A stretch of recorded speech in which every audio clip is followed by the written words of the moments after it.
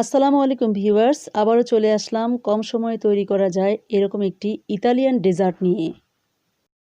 Viewers, 3 cup দুধ দিয়ে দিচ্ছি।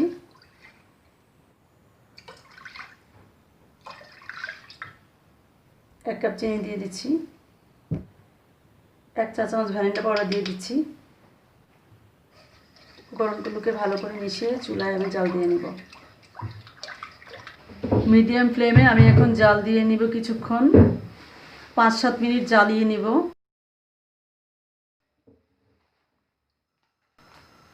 6 টেবিল চামচ কর্নফ্লাওয়ার নিয়ে নিচ্ছি। কিছুটা পানি দিয়ে কর্নফ্লেক্সটা আমি এখন গুলে নিব।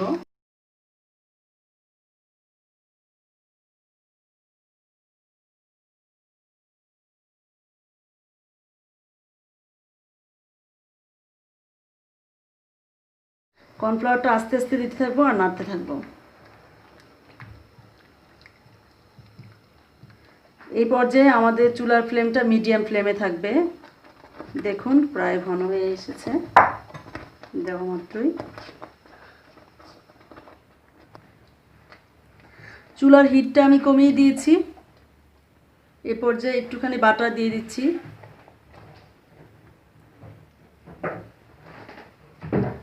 জাস্ট বাটারটা গলা পর্যন্ত অপেক্ষা করব, তারপর নেড়েচেড়ে মিশিয়ে নামিয়ে নিব।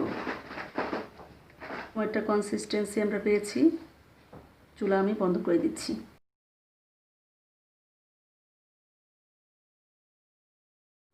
ক্রিমটাকে আমি এখন ঠান্ডা হওয়ার জন্য অপেক্ষা করব।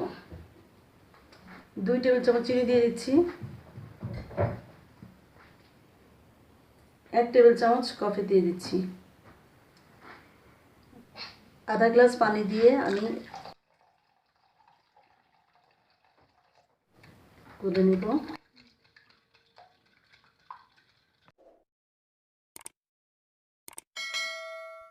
এরকম একটা স্কোয়ার বোল নিয়ে নিচ্ছি। আর লাগবে লেডিস ফিঙ্গার বিস্কিট। কুকিজটাকে আমি প্রথমে কফিতে ভিজিয়ে নেব।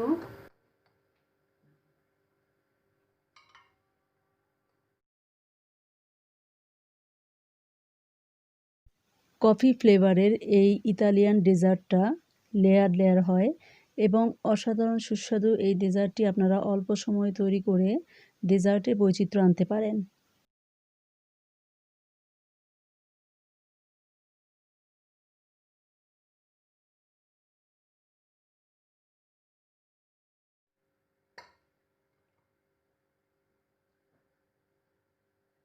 ক্রিমটা তৈরি করে রেখেছিলাম, সেই ক্রিমটা আমি এখন দিয়ে দেব।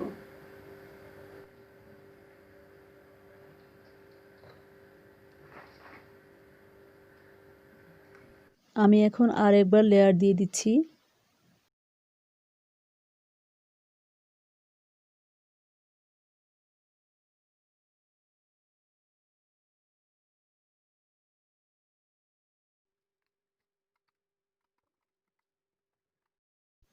এখন উপরে আমি কোকো পাউডার দিয়ে দিচ্ছি।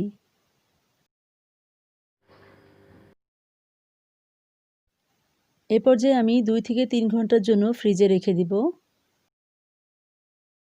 তো 3 ঘন্টা পর চলে আসলাম ভিউয়ার্স। তৈরি হয়ে গেল ইতালিয়ান ডেজার্ট থিরামিসু।